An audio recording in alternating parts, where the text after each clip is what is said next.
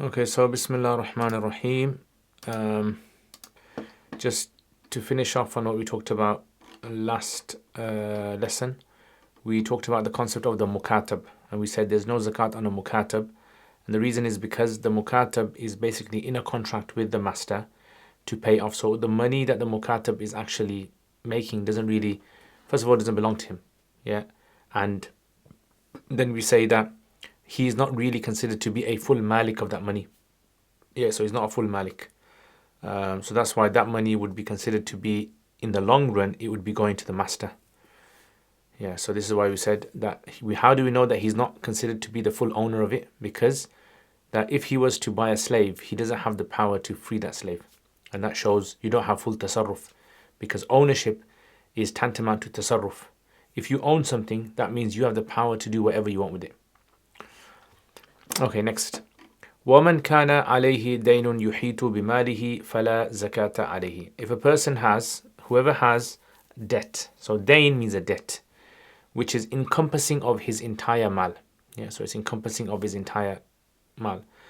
فَلَا زَكَاةَ عَلَيْهِ. There's no zakat upon him. So what does this basically mean? Now normally in fiqh, let me just go off on tangent here. In fiqh, there's a difference between dayn and between qard. Okay, dayn and qard. So what is a dayn? What is a qard? A dayn is basically money that you owe someone because of a transaction that you came into. Yeah, so money that is owed because of some sort of a mutual bilateral transaction. That's called a dayn, that is. So if you go and buy something, that's a dayn, that is. Or for example, if you rent something, that's a dayn, that is, and so forth. Whereas a qard is a loan. So it's a unilateral agreement where one person gives another person money and they owe them back. Right, so that's a qard. Now here, وَمَنْ كَانَ عَلَيْهِ دَيْنٌ يُحِيطُ بِمَالِهِ, this would be referring to both of them. So although dayn is mentioned, it would also apply to qard as well. So whoever has a debt, يُحِيطُ بِمَالِهِ, that is encompassing of all their wealth. So let's say, for example, they have £1,000 in their bank, and the debt they have is more than the assets they have. So they have £1,000 asset, and the debt is £2,000. So this is what we call in Arabic a dayn yuhitu bimalihi, a debt which is more than the assets that he has. So if a person has debts, that debt is called a liability, and any liability that a person has is going to be deducted from the assets, the zakatable assets you have. Yeah, so you add up the amount of zakatable assets you have, and then you minus the liabilities, and then whatever you have left at the end of it, that's what you give your zakat on. So, for example, like there could be three situations with a debt. So you could have, let's say, for example, like £1,000 in your account, but you owe £2,000. So that means now, if you were to clear £2,000, if you were to deduct £2,000 from £1,000, you're left with minus 1,000. Or the debt could be just a small amount, like let's say you got £100 debt. So £1,000 minus £100, you got £900 left. Okay, so this is not encompassing. And then you could have a debt which is more than the amount that will have the nisab left. So in other words, let's say the nisab is £400, and you have a debt, and the debt is, let's say, £800. So if you deduct £800 from £1,000, you got £200 left. That's below the nisab, yeah, below threshold. So therefore, there's no zakat in there. Yeah. So this idea, the Hanafis say, look, the concept of zakat is what? Is a person, a human being, who is considered to be relatively rich, giving to a person who is relatively poor money, 2.5% of their wealth, exactly. So the idea is basically that if you have to give 2.5% of your wealth, irrespective of how much you've got, or irrespective of your outstanding liabilities, then this is not fair, because you could have, there are some people in the world who have like £1 million debt. They're in £1 million debt. They owe so many people money, and but they've got like a lot of money. They've got like, let's say, £500,000. So that person is technically not eligible to give zakat. Okay. And so if we did necessitate zakat on him, that would be haraj. That would put that person into a burden.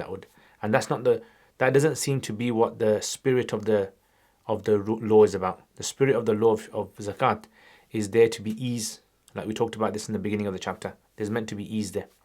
So this is why we deduct liabilities, but those liabilities have to be the liabilities which are considered to be outstanding. Yeah, dain. فلا زكاة عليه. قال الشافعي, Imam Shafi rahimahullah, he says تجب لتحقق السبب. He says that zakat will still be necessary because the sabab is there. What's the sabab? So let's say there's a person who's got £1,000 assets in their bank lying there, but they owe £2,000 to someone else. So Imam Shafi says, well, they've got the £1,000, and we said that the sabab is milkun nisabin tam, ownership of a complete threshold. So you've got a complete threshold, so therefore you have to give. So why are you deducting the liability? This shouldn't be correct. Yeah, so he's going according to the qiyas basically.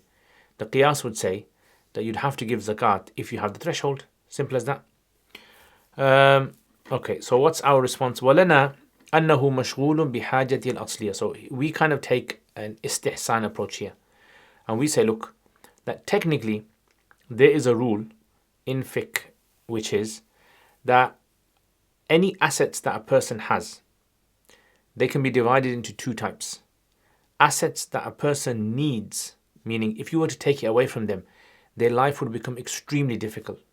So you think to yourself now, what things in my life, if I was to take them away, would make my life extremely difficult? Yeah, so for example, your clothes, if you drive a car, your house even, if you got a business, the tools, the machinery that you have, all of these things are known as the hajat al-asliya. Yeah, your haja al-asliya. So anything that you have in your house, which is considered to be needed by you, even if you got, like, let's say, a very expensive laptop or a very expensive phone, you need that. As in, if you took it away, you can still live, but your life would become a bit difficult. Yeah. So the Hanafis say that this is not a zakatable asset. So your hajat al-asliya, anything in your life which you need to run your life, is called your hajat al-asliya. So basically, you don't give zakat on it. However, you only give zakat on what is considered to be excess. Yeah, your excess. So he's saying that if this guy has £1,000 and he's got a £2,000 debt, he says annahu mashghulun, the debt is mashghul bihajatil asliya. Yeah, because the debt is his haja. Like, it's something which you can't see, but it exists. He owes other people. Yeah, so therefore, if the debt is his haja, it means that he needs £2,000. He's only got 1,000, but he needs 2,000. Yeah, so therefore, that, if you were to minus 2,000 from 1,000, you're into minus 1,000. Does everyone understand this? Yeah, so this is why the Hanafis say that just like a person needs their clothes, and just like a person needs their phone, and just like a person needs their car, that this would also be considered to be your hajj. Now, just on a side note, I just want to point out something important, which is, look, Allah does not burden a person more than they can bear. Okay, Allah set a law that is more burdening than they can bear. So what does that actually mean? So having your phone, or having a laptop, or living in a comfortable house, or driving a fancy car, or having, luxurious food, or whatever, these are all considered to be something which is haja asliya. This is, you have the right to have these things. It's not wrong to have these things. It's not like, this guy is not, or she's not really a proper practicing Muslim because, she's driving a fancy car, or he's got a very expensive watch on. Some people have these very fancy watches. No, the Sharia allows you to have all that. Yeah. But the Sharia simply just says anything which is more than your needs. Yeah, what does it mean, more than your needs? So like we said, gold, silver, cash, business stock, all of those things. That is where you'll be accountable for your zakat, right? In today's times, like normally, the normal things that people generally have are the 5 things. Yeah, they have gold, gold and silver, cash, business stock, equity, and pensions. Yeah, these are the 5 things that normally are what we call zakatable assets in modern day. We're not talking about the animals and things that you grow on land, etc. These are the 5 things that you generally need to know. Okay, so if you have lots of cash but at the same time you have debt, then that kind of like conflicts. So he says, أنه مشغول بحاجة الأصلية. That money, that mal, is actually preoccupied. Yeah, it's kind of like it's it's like it's in his need. فاعتبر معدوما. So therefore the wealth is considered to be non-existent. Meaning, I have got £1,000. Physically, حقيقة, I've got £1,000. You can see it, you can smell it, you can touch it. But legally, I don't have that 1,000. What does that mean?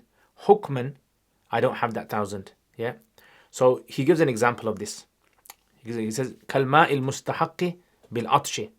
Yeah. Like for example, let's say for instance you're in the middle of a desert and you have a bottle of water, and it's Zuhr time now, and you don't have wudu. So someone might say, you can't do tayammum, you have to use the water because physically you've got water. And you go, okay, yes, physically I've got water, but what is more important? Me using that water for wudu to pray salat, or me drinking that water to stay alive? What's considered more important here? So the Sharia says your staying alive is more important. And that's why now you're allowed to use tayammum as a replacement of wudu. So this is why he gives this like mithal example, which is that you might have something, like someone might have some physical thing with them that normally they'd have to give zakat on, but because of that debt has eaten that up. So legally, it's as though they don't have it. Does everyone understand this concept? فَاعْتُبِرْ مَعْدُومًا كَالْمَاءِ الْمُسْتَحَقِّ بِالْعَطْشِ وَثِيَابِ الْبِذْلَةِ. Yeah, so like the water which is deserved bil-atsh, due to thirst, meaning like the example I gave. You're in the desert, you got a bottle of water, but you're thirsty. وَثِيَابِ الْبِذْلَةِ. Yeah, وَالْمِحْنَةِ. And the clothing that you use. Thiyab al-bidla means the clothing that you normally kind of wear, use, as opposed to the clothing which you sell. Yeah, so thiyab al-bidla would mean, although bidla means like the worn out ones, the one that you, like the clothes that I'm wearing now, you're wearing now, those are known as thiyab al-bidla. Well, mihna means like, you do work in them. As for the opposite of that would be the thiyab which are for sale, that you don't wear. Yeah, so you got clothing that you don't wear, they're for sale there. So you got a shop, you got inventory, those you'd have to give zakat on. Yeah. So he's saying that, like for example, the thiyab al-bidla. So likewise, the thiyab al-bidla, someone might, wear like very expensive clothing. Like some people, they buy shoes, worth £1,000 shoes, or like a watch they might have on, which is worth, one of my friends, he had like a watch, and I asked him how much is this watch, and he said £30,000, £35,000 Rolex watch. And some people have that because they just generally want these kind of things, and they can afford it, right? So this is up to them. So he's saying that all these things come under your haja asliya. Okay. All right. So this is why, like for example, in today's times, if someone is going to calculate their zakat, so what they can count, what they can use is all those things that they owe. So you think about it. What do you owe? So some people, for example, like have, I don't know, subscriptions they have to certain websites or certain companies, phone companies, all these kind of subscriptions that you're going to be billed every month. This is considered to be something which would be like an outstanding. Yeah. So outstanding is the opposite of future expenses. Do you have to give zakat on future expenses or not? So here is where there's an ikhtilaf among scholars. The Hanafis have two positions with regards to if you've got money, but you've got money to buy something, like you've saved up money to buy something. Do you have to give zakat on that or not? So there's two opinions on here. Let's say, for example, there's a house you want to buy. You've been saving up and you've been saving up and saving up, and your zakat times come as well. So do you have to give zakat on that money? So let's say you've saved up £200,000 to buy a house. And if you give the zakat of £200,000, it works out to 2.5% of 200,000, which is £5,000, which is a lot of money. Yeah. So some of the Hanafis, they argue that yes, there's no zakat on it. Yeah, because that's considered to be, like we're going to talk about a bit later, the hawa'ij al-asliya. They consider that to be the hajat al-asliya. And other Hanafi say no. This seems to be the stronger position, that future expenses, you can't count future expenses. Like if you know, for example, that normally every month my shopping bill comes up to, I don't know, this much money, yeah, £80, £100, whatever. That amount, can I deduct it? So they say no. Yeah, but there is the other opinion that allows that. But what we're talking about is outstanding. So for instance, like, if you guys pay council tax. So council tax, if it's, let's say it's council tax is, let's say it's £1,000 council tax. It usually comes in April. So those are obviously familiar with the UK. It applies in April. So you've got to pay £1,000 in April. But they allow you to spread the cost over the entire year, 12 months. So that means that from your zakat calculation, you can deduct like whatever is outstanding until the next April of your council tax.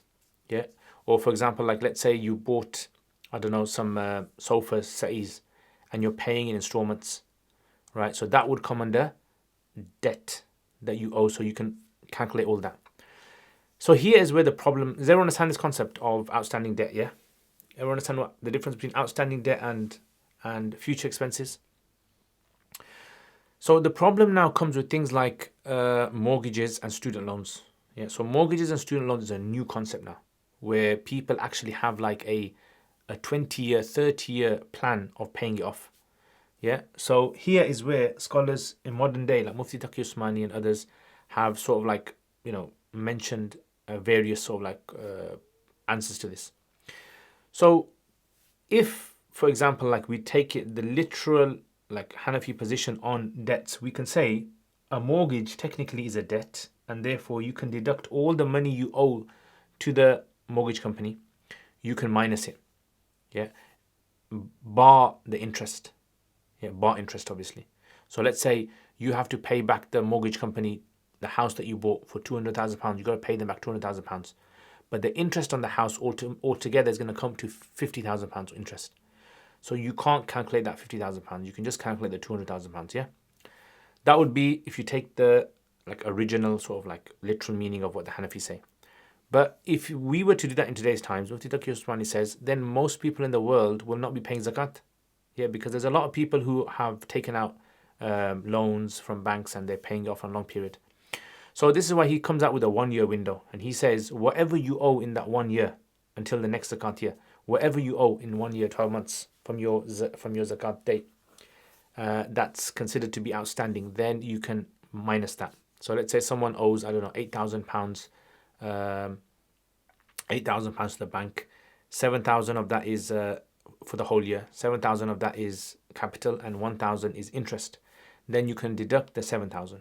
Yeah, that can be deductible. And likewise, if you're paying off a student loan and they're deducting it from your bank account, you can estimate how much you roughly owe to the financial institute for the next 12 months, and you can deduct that. Yeah, that will be considered to be a debt. So this is what is known as a short-term debt and a long-term debt. So long-term debts, they don't. Contemporary Hanafis say we can't consider modern debts to be liabilities because then it just causes problems for the fuqara, the poor people. Okay. Was there anything else I want to add to that? Yeah. Okay. Right. So, وَإِنْ كَانَ مَالُهُ. Was there anything else there? Let me just quickly have a check.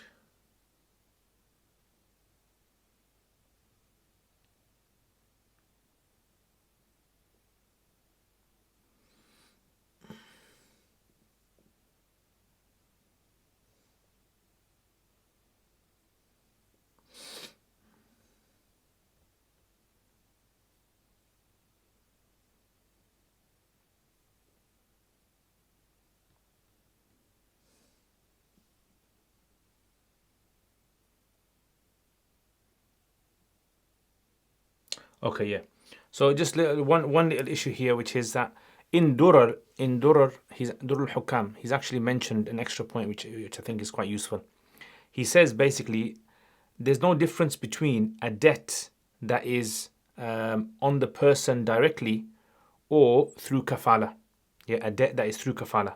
Yeah, so what is kafala? Kafala is basically where you you have a guarantor. So a guarantor has stepped in. You're supposed to pay for something, but the guarantor will step in and they'll pay for it if you can't pay for it, and then you pay them back. Yeah. So this is similar to kafala hawala.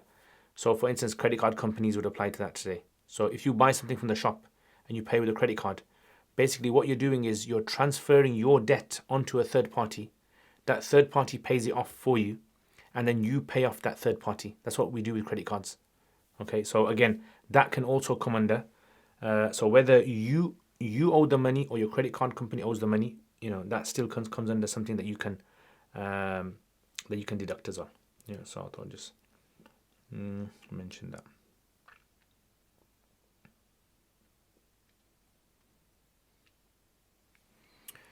Is the dalil being used for calculating 1 year's debt on mortgage istihsan? Yes, istihsan. Yeah, so they're using an istihsan concept here, because otherwise, technically, if you were to look at it from the qiyas point of view. Now, I've spoken to some scholars like Mufti Faraz Adam, and he actually looks at it in a different way. And he says, basically, the reason why debts, the reason why a debt is considered to be something which can be used to deduct from the assets is because the debt will actually put a person into a lot of trouble. So, for instance, like if a person takes out a debt and you can't pay the debt, your life turns upside down. It creates a lot of stress, and you have to run here and there to collect money to pay the person off. So it can make your life very miserable. In fact, Islamically, one of the reasons why someone can actually be detained in prison is because of debt. So debt has a big impact on a person's life, and that's why there's so many hadith about the Prophet ﷺ refusing to pray someone's janazah because they had a debt and they hadn't paid it off. Or for instance, where the Prophet ﷺ, he even mentioned about the person who has money and he delays in giving the other person the money that they owe. Matlu ghani dhulman, considered to be dhulm, etc. So there's lots of hadith to do with debt itself. So this is why he says that the original debt is something which has to be paid off on the date, right? On the date. So let's say, for example, every month you have to pay off your mortgage or your student loan, and you have to pay it off. And if you delay in paying your debt off, or defer payments, then it's going to cause problems, and they can actually put penalties on you as well. So this is why he says that the debt itself, the long-term debt, is a structured debt. So it doesn't put a burden on a person like a short-term debt. A short-term debt can really kind of make someone extremely miserable. But the long-term debt is structured in such a way that they can't take it all off you in one go. Yeah, so this is why he looks at the difference. And remember I told you about trying to find differences between masail. Yeah, it's a very important skill for a fuqaha to have. For kafala, is it the owner who can deduct it or the kafil? So basically, because the kafil is going to get the money back, the kafil is going to get the money back. So therefore, he doesn't consider that to be, he's actually given the money out. So he doesn't consider it a debt upon him, because that money is going to come back to him anyway. The person, the asil, we call him the asil, makful anhu, he is the person who is considered to be in debt. So he's the guy who has a liability. How do you differentiate between a long-term debt and a short-term debt? So this is where, again, some of the scholars use the 1 year. Some scholars actually use 2 or 3 years. They should use that 2 or 3 year window for this. I would say this, because the dynamics of how businesses and contracts and debts are changing all the time. I would say this would be something which generally could differ from person to person as well.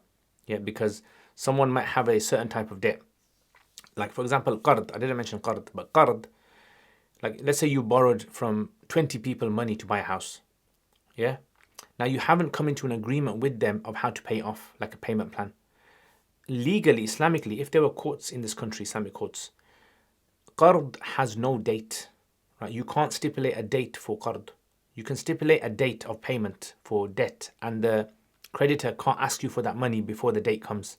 So if you've agreed to pay off on the 1st of December, before the 1st of December, they can't come to you and ask for it. But a qard, even if you told someone, that that you'll pay off on the 1st of December, they can still ask for the money next week. Yeah. So qard is considered worse. I would say that if a person has borrowed money from people and clearly it's not structured sort of like, even though mortgage comes under qard, it doesn't come under dain really. Yeah, it comes under qard, but it's structured. Yeah, and legally in this country they can't ask for you for the money all in one go. Yeah, so this is why the qard, I would say that a person can deduct all of it. And in fact, I even tell some people this as well. This is my own sort of like take on this. That if you're paying off a mortgage or you're paying off student and you know that you can give lump sums, so you can pay like a lump sum in one go, then if you know that in the next 12 months that I'm going to pay off a big lump sum, you can deduct that from your assets. Yeah, it would be, I think it would sound reasonable. Because remember, the idea is to save a person from getting into dhul, getting into some sort of humiliation. So student loan and mortgages are long-term debts. Yeah, student loans, and unless, for example, there's a mortgage which is basically that if you defer in payments, if you delay payments or don't pay for like 3 months, legally that sometimes they have in the terms and conditions, legally they can ask for all the money in one go. Yeah, they can actually send bailiffs down your house and start selling things. So that's why I said sometimes you might have to look at the situation as well. Okay, now this obviously does not mean that this is encouraging people to take out mortgages, but this is just that if they have taken it out, how do we work out their zakat? And these are the steps that you follow. All right. The best way that I learnt about application of zakat in modern days is generally just working with National Zakat Foundation.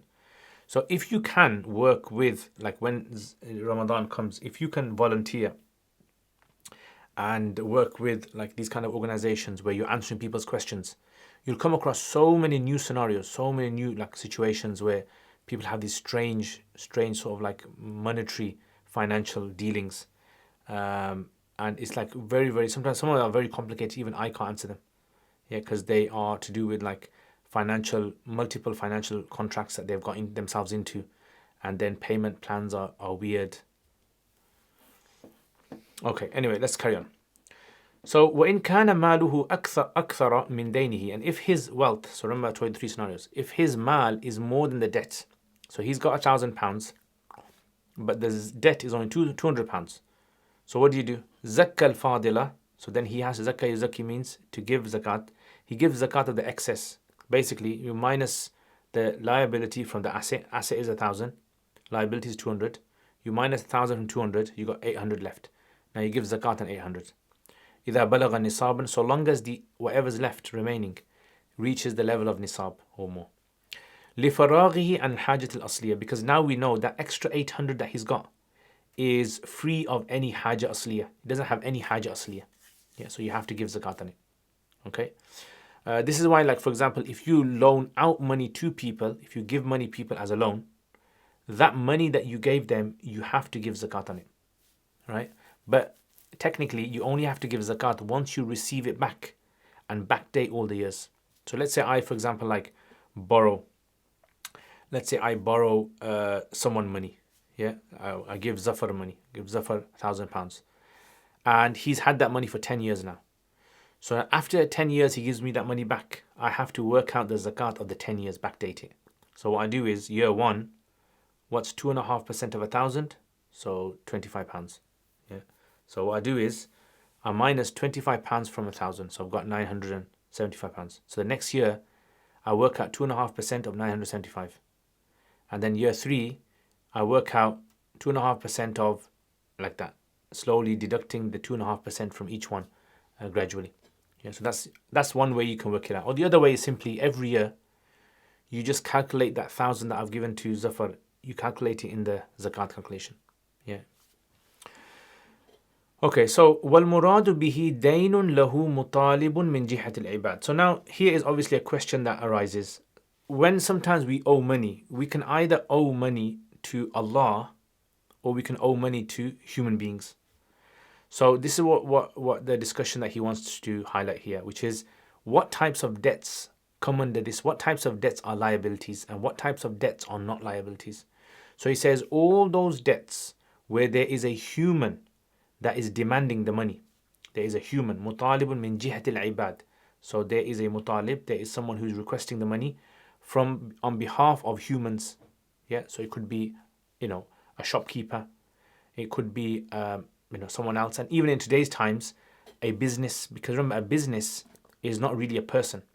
Yeah, so like a limited company is not really a person. A public company obviously belongs to the public and there's shares, but a limited company there's no physical human entity. So in today's times, it would apply in that sense as well. So حتى لا يمنع دين النذر والكفارة. So much so that if a person had a debt of nadhr, a vow that they had made. So for example, let's say I made a vow. I said, I've got £1,000, and I said, if I pass my driving test, I'm gonna give, £1,000 to charity. Yeah, that's a vow that I made. So now when my zakat year comes, I've got £1,000. I still have to give zakat of £1,000. Yeah, which is obviously £25. Yeah, that £1,000 vow that I made is not going to have any impact on my zakat. Right? Why? Because who is the one that is demanding the money? Who is the mutalib? It's Allah. Yeah, so it's not ibad. So that's why we can't consider that to be a liability. And likewise, kafara. So the same thing as kafara. Let's say, for example, you broke an oath and you have to give kafara, feed 10 people or clothe 10 people or anything of that sort. So all of those kafaras are technically, they are the Allah subhanahu wa ta'ala. Yeah, so this is why, although you still owe the nadhr and the kafara to Allah, but you can't consider it to be a liability to mankind. Because remember, there's no dhul there. As in, Allah can forgive you. Yeah, Allah can forgive you the nadhr and all that. But human beings, they're the ones that are a bit difficult. So if you owe human beings money, it's a bit difficult with them because then they can actually detain you and cause problems for you. Okay. Now, another issue that's raised here. What about, let's say, for example, I have zakat. Yeah, I have £1,000. And what's happened is, I was supposed to give on the 1st of Ramadan, I was supposed to give my zakat, which was £25 I was supposed to give. I didn't give it. Okay, let's forget £1,000. Let's go down to the threshold. Let's say the nisab is £400 in nisab is. Okay, just to kind of make it a bit easier, because when we talk about gold and silver and what the threshold is, we're going to discuss what's the threshold that we use for today. Like if a person has £500 in their account, they have to give zakat. Do we use the silver nisab or do we use the gold nisab? Yeah. So let's say the silver nisab is £400 for argument's sake, exactly £400. Let's say, and we have to give 2.5% of that. Yeah. So 2.5% of 400 is £10. Yeah, I think it's £10. £10. Yeah. It's basically, if you want to work out 2.5% of anything divided by 40, right? Anything divided by 40 is 2.5%. It's an easy way to do it. So 400 divided by 40 equals 10. So now I owe £10. I haven't given my zakat of £10 yet. But remember we said this, we brought this masala up yesterday as well. And this was like a proof to show tarahi. So this is called dainu zakat. So if I am supposed to give £25 of my £10 of my £400 and I haven't given it, and 1 year has passed and I still haven't given it, the next year's zakat, and I've got exactly the same amount of money, exactly the same, I've got £400 again. Do I have to give zakat now? So Hanafi, there's two opinions. One opinion says yes, you have to, and the other opinion, which is the Zahir Riwayah one, which is no, you don't have to. So dainu zakati, that's what he's saying over here. Dainu zakati, meaning that £10 that I owe from the 400, and the next year coming, that dain of zakat is mani'un hala baqa'in nisab. So long as the nisab remains. So long as it's not like 440 now. So if it's the next year's 440, then clearly if I deduct £40 from 400, then I still have to give zakat. Yeah.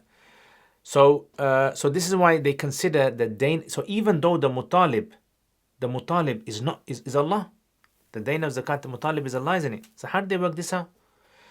So the reason, basically the reason is, they say, classically, in the time of the Prophet ﷺ, the Prophet ﷺ is commanded in the Quran, خُذْ مِنْ أَمْوَالِهِمْ صَدَقَةً, yeah, تُطَهِّرُهُم, take from their wealth sadaqah, meaning zakat. Allah tells the Prophet ﷺ. So that's why the Khalifa of the Muslims. And it's very important, to understand how a system works with the Khalifa in place. A lot of time we study fiqh in the West, and we study fiqh in a vacuum, right? It's very sanitized fiqh. We don't see how the judicial system works. We don't see how, day-to-day problems are faced by the public and by the government and by the leader, right? Once you see everything in place, all fiqh just makes so much sense, yeah? So this is why the Imam is the mutalib on behalf of the poor people. That's the argument, yeah? Now, in the past, zakat wealth was divided into two categories. Amwal al-Zahira and Amwal Batina. Amwal Zahira is livestock. Yeah, livestock was considered to be Amwal Zahira. Yeah, so basically it's called Zahir because you have it outside your house. So the Imam would send a zakat collector, and the zakat collector would go and he would see the Amwal and he would work out the zakat and give the person like a receipt or something and say, you got to give this much. Yeah, if you got 5 camels, you got to give 1 goat. So that was the duty of the government. The government would actually come to every farmer and work out their livestock zakat. And the leader would also send out zakat collectors to go and collect the batin as well. So in the time of the Prophet ﷺ, in the time of Abu Bakr, time of Umar, the zakat was collected by the government in all forms, zahira and batina. Okay, so livestock and inventory and gold and silver, all that. In the time of Uthman radiallahu anhu, because the population had become so big and there were so many new problems that were coming up, Uthman radiallahu anhu, he decided to leave the batina to the people and said, right, you deal with it yourselves. Right, I'm going to give it to you and you're responsible. Right. So, but he would carry on collecting, send out zakat collectors to collect from the farmers, the livestock owners. Does everyone understand the difference? Yeah. So this is why, the dayn of zakat is mani. Now, if someone uses this argument and says, okay, in today's times in the UK, there is no body, there's no government that actually collects the zakat. Yeah. So does that mean now that if I was in this situation, I had £400, I was supposed to give £10 of zakat, the next year came, I've still got £400 and I've got 10. Do we now say that £10 is no longer considered to be something which is mutalib min jihat al-ibad? It's only from Allah.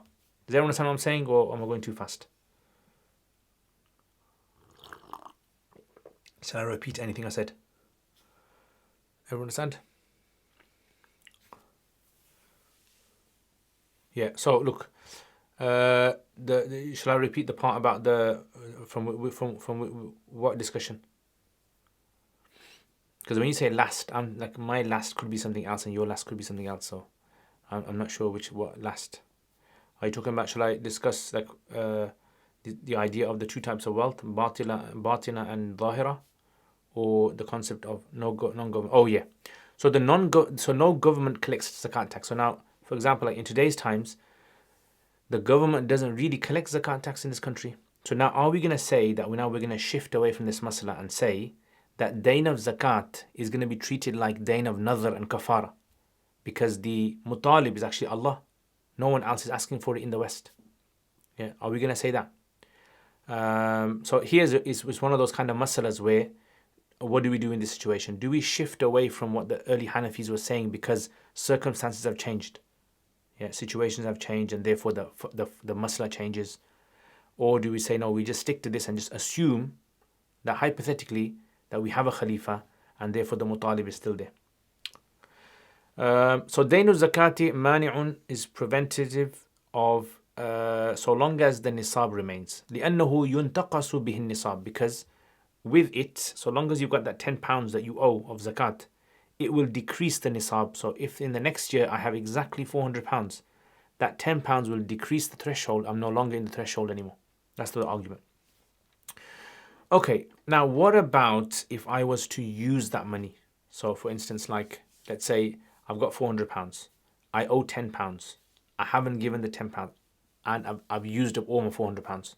I don't know, I bought myself some some clothes and some shoes and some food and things. I used it all up. It's called istihlak. So he says yes. كذا بعد الاستهلاك. Even if you consume your wealth, use it all up, then it's still considered to be preventative of the zakat, i.e. it's considered to be a liability as well. Yeah, even if you used it. Does everyone understand that? Why is he saying this? Meaning, and I have to go on a tangent here to explain something to you guys. I know I've gone on a lot of tangents so far, but chalo, these are beneficial inshallah, explaining these things. Because sometimes, like, I would have read something and I know when I studied, I didn't have these facts presented to me. Yeah, so sometimes I explain a lot of details to you because I feel as though if I knew these details when I was studying, I would have benefited so much. So sometimes I don't know, maybe you guys, are looking for these small little details as well. If a person has zakat necessary on him, yeah. So let's say, for example, I have £400 and I have to give my zakat. After the 1st of Ramadan, which is my zakat anniversary, I have to give £10, okay? And there's no doubt about that. I have to give it, right? Okay. But what if that money got destroyed? So how does it get destroyed? It can either get destroyed, deliberately, meaning I consumed it, I used it up. It's called istihlak. Or it can get destroyed, they say, bi amrin samawiyin. Like it just happened, some natural thing happened, someone stole it, right? It was outside of my control. Something bad happened to it.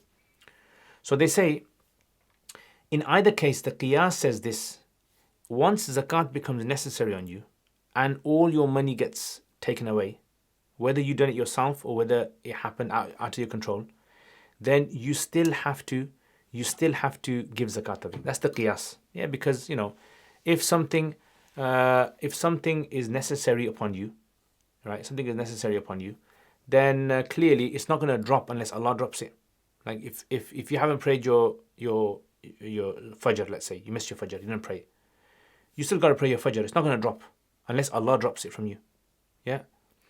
So this is why we say the same thing over here. But the Hanafis say that if money gets destroyed out of your control, then it drops. The zakat drops. And that must is going to come near the end. But if you were to destroy it deliberately, then you don't get the privilege or the luxury of having this dispensation where your zakat is dropped, because you deliberately consumed your wealth. So it's like this is your kind of like consequence or punishment for this. Do you understand? This is why it says that if a person has zakat and they haven't paid their zakat and they used up all the money, right? They still owe that money. They still owe that £10. So now in the next year, when the next year comes and I've got £400, because I still owe that £10 because I used it all up, that is now going to be considered to be a liability for the next year. But if the money got destroyed on its own and the next year came and I had £400, then I have to give zakat for year 2 now, the next year. Yeah, and that £10 that I owed last year is dropped now. Okay, Jazakallah, you're welcome. Okay, khilafan li zuhr fihima. Like I said, Imam Zufar disagrees and he says no. He says anything, right, you have to give zakat. Yeah, you have to give zakat, whether it mutalib min jihat al-ibad or whether it's Allah subhanahu wa ta'ala. So in all situations you have to give zakat. There is no concept according to him of this. So Wali Abi Yusuf, Imam Abu Yusuf, he differs, but not on everything. Fi thani, he differs when it comes to the issue with regards to the zakat. Yeah. The zakat of, like this year, I owed £10. And he says that £10 is not going to go to next year. You still owe that £10, but it won't be used as a liability for year 2. Does everyone understand the 3 ikhtilafs? So Abu Yusuf seems to have 2 opinions. One is the Zahir Riwayah position, which we just said, that if a person has a liability, and that liability, whether it's from mutalib in jihat al-ibad, or whether that liability is a zakat that he's unpaid zakat from last year, or whatever, then it's a liability for year 2. And the second position is, of Abu Yusuf's, is that no, only the mutalib in jihat al-ibad, only when there's a human person demanding that money of them, is that they can consider that to a liability for next year. and Imam Zufar says no. Yeah, whether it's from Jihat al-Ibad or whatever, whether it's from the dayn of zakat or whatever, there is no liability. You have to pay your zakat for next year. Okay, so he says, Wali Abi Yusuf rahimullah fi thani, in the second point, meaning, the money with regards to using it up. Ala ma ruwi anhu. لأن له مطالبا وهو الإمام. Yeah, so he says that there is a mutalib, which is the imam. So in other words, one second, wait. في الثاني, so let me check something here. ولي بيوسف الثاني أي في المال الذي وجب فيه. Oh, sorry, my mistake. I said the wrong thing. I said Imam Yusuf saying that the dayn of zakat is not mani. Yeah, no. So he's actually talking about the istihlak issue. Yeah, so Imam Zufar is saying the dayn of zakat and the istihlak, these two, huma, these two are the ones that don't prevent, meaning they cannot be used as a liability for year two. Whereas Imam Yusuf saying that dayn of zakat can be used as a liability, but istihlak, meaning a person who consumes their wealth, that one. So he says, لأن له مطالبا وهو الإمام في السوائم ونائبه. Yeah, so he's saying basically that if a person has destroyed the money, then he says there's still a person who is demanding that money.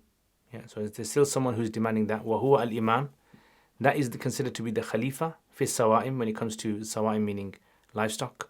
ونائبه, and his naib, or naibuhu, which is his governors or zakat collectors, fi amwal tijara, when it comes to amwal tijara. Remember I said to you that originally the masla is that the Khalifa has the power to collect the livestock zakat and also the batin. And the batin he is referring to the amwal tijara. فَإِنَّ الْمُلَّاكِ نُوَابُهُ. Yeah, because the mulak meaning that the maliks, the jam of the maliks, they are his nuwab. So they are his nuwab, meaning they are his naib. Yeah, they are representatives of the imam. So remember we said Uthman radiallahu anhu, he basically handed over this duty to the people themselves. So over here, وَنَائِبُهُ فِي أَمْوَالِ التِّجَارَةِ is not talking about his governors. It's talking about, in that case, the people themselves. Yeah. So there are people who are the mutalib. So, okay. Yeah, that's done. Was there anything else in here I want to mention?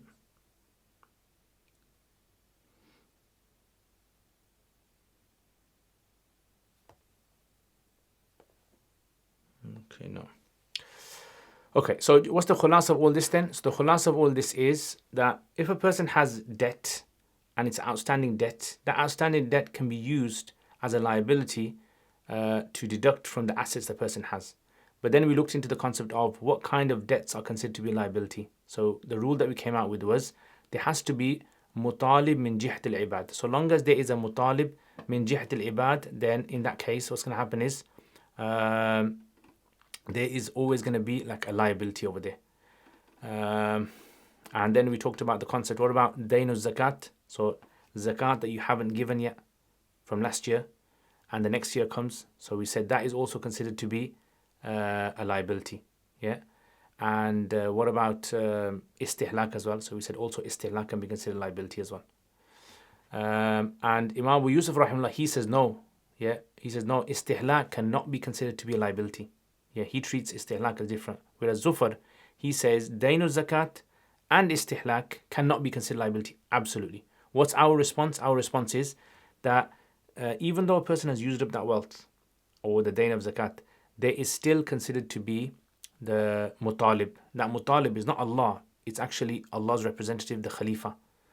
And the Khalifa usually collects all the zakat. But then in the time of Uthman radiallahu anhu, he divided and he only started collecting the livestock and he stopped collecting from the people, the gold and silver. He left it to them. Okay, everyone understand that? All right, I think we'll stop at that one there and just see if there's anything extra I wanted to mention.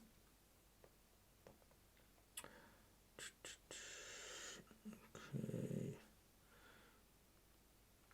Yeah, I actually wanted to continue a bit more, but inshallah.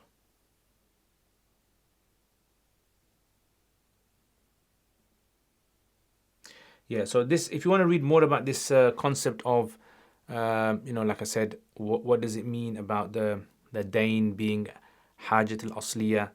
Durr actually mentioned this good point that I found, which was, he says, the hajat al-asliya is defined as ma yadfa'u al-halak, anything that removes a possible cause of perishing, min al-insan tahqiqan, physically, like nafaqa, like expenditure, right? Dur al-sukna, the property for living in, or taqdiran, or something which is assumed, like debt. Debt is assumed hajat al-asliya, he defines it as. فإن المديون, because a person in debt, a debtor, يدفع عن نفسه الحبس, because he's trying to stop himself from being imprisoned by the government, or humiliated by the debt collector.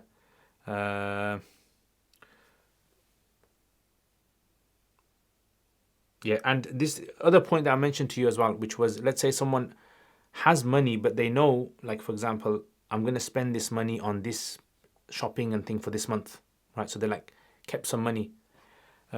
So in Bahr al-Raiq, he actually says, بأن من معه دراهم, a person who has dirhams, he's collected dirhams and he's kept them with the intention of spending them for hajat al-asliya, like you've collected money to buy kids clothes, or to buy yourself, like a car or something, or whatever, house. He says, لا تجب الزكاة إذا حال الحول. The zakat will not be necessary when a year passes. وهي عنده, whilst he has it. But he says, Bahar says this, but he says Mi'raj al-Diraya, which is another Hanafi book. He says no. He disagrees with this. And he says that any amount of money that you have, future expenses cannot be used as a liability. Yeah. So now, why is this important for us to understand? Because, like I said, when you're answering people's zakat questions, like some families, the way that, in this society we have a structured household. If you look in other countries, the way that they have a structured system of buying things for their family, it's different. Like for example, in this country, you might have a budget. You can get these budget apps where you put in there how much money you're roughly going to spend in the month, or how much you're going to spend in the year. Yeah, and you can work it all out. I'm going to need to buy these for kids, like in the summer holidays, kids' uniforms, school uniforms. That's a common thing. Parents know they have to buy it, and they have to spend a few hundred on all their shoes and all that, the kit, and other things as well. So it makes sense that this should be considered to be a hajat al-asliya. So if there's a parent who is in a dire situation, and if they were to give zakat from the wealth that they have, it's going to affect them buying like basic essentials, especially nowadays where bills are going up and all these kind of things. It makes sense to use this as a fatwa. Yeah. And this is why, this idea of mufta bihi, the concept of the official mufta bihi, that there's one answer, official answer for everything in today's time, that's not totally correct. That's like a common understanding that people have, but technically that's not the way fatwa is done. Fatwa is done by scouring through the opinions, looking for like a strong argument, and then looking for situations where people really need that, and then using it there. In normal situations, you use the official strong position. But in situations where someone is in like some trouble or something, a fatwa can be given from like another opinion. Yeah, to make it easy for them. And Mufti Taqi Osmani mentioned this quite a lot in his Fiqh al-Buyut. And the reason I'm saying this is because a lot of people say to me, oh, when you teach Hidayah, can you tell us what the mufta bihi is? Can you tell the mufta bihi, mufta bihi, mufta bihi? Again, it's like it doesn't really work like that. Fatwa doesn't work like that. It's not, there is one opinion and you can't give it from another opinion. You can, but you have to look into the circumstances of the individuals that are asking the question. And then accordingly, the fatwa can be tailored for that situation as well. Yeah, so this is why it's very important, this like idea of debt that we talked about today and all that come under this. So this is why he mentions that as well. Okay, so if you have any questions, put in the comments. Let's just quickly summarize what we just done today. So we talked about the idea of debt and this kind of encompassing debt where a person has liabilities that are more than the assets that they have, then there's no zakat upon them. Yeah, and in today's times, honestly, it is a very complicated. Sometimes it can become very complicated in working out people's assets and their liabilities, right? Because the way tax as well. Is tax considered to be a liability? Like some people, they sell Amazon products and they ask this common question and say, we sell Amazon products, but Amazon will deduct from. So we have things that we sell, but then Amazon deducts from us. So can we consider those future deductions that haven't taken place yet, but will take place, like tax? right? So, I could have this much money, but I know, or I could have this much gold that I have, but if I was to sell the gold, that gold is going to be a certain amount that's going to be deducted because of tax. So again, it's not straightforward. Imam Shafi says no. He says this idea of debt is not really considered as long as you have milk and nisab, that's it. And we say the idea of debt is something which is considered to be like a fundamental part of your life, which is haja asliya. And if you have a debt, it clearly is, preoccupying your wealth. So that means that debt is actually eating away into your wealth, leaving nothing behind, ma'doom. And the argument that he gives in fiqh is like, is there an example in fiqh where you have something, but from a fiqh point of view, you don't have it? He goes, yeah. Like, for example, water. You could be on a desert, you've got a bottle of water, but you don't have, if you drink that water, you're going to die of thirst. So you give priority to drinking and you do tayammum. Yeah, and likewise, thiyabul bidla, mihna, clothing that you wear, right? You've got like clothing, if you add up the price, it can cost, in the thousands, but you don't consider that because that's something that you need to remove, like, from your life, hardship and difficulty. And then we said, what if a person was to have assets, but the liability is less than the assets? As long as what's remaining is more than the threshold, they have to give zakat on it. And then we say, what does it mean that a debt? And we said it has to be mutalib min jihat al-ibad. So if it's a min jihatullah, like for example, dain of vows, kafara, then you don't consider that liability. And what if it's last year's zakat, you still haven't paid off? Then consider that liability. And what about money that you've used up? So you owed zakat, but you used up all the wealth. So he goes, then that is also considered according to Zahir Riwayah. But Zufar says no. Dain of zakat, istihlak are not considered liabilities anymore. Abu Yusuf says dain of zakat is, but istihlak is. And then we looked at what was the reason for this, and we said the concept of the mutalib being the imam, and then as an extension, all Muslims in his jurisdiction are considered to be his representatives. So there is a mutalib. Alright guys, Jazakallah khair. If you have any questions, you can ask them. And also I've put an assignment up as well, so if anyone does want to do the assignment, the good thing about the assignment is what it's going to do is it's just going to make you kind of go over the work and really try to understand it properly. Instead of me giving like a test, assignments are better because it helps with fiqh as well. Alright guys, take care. Assalamu alaikum.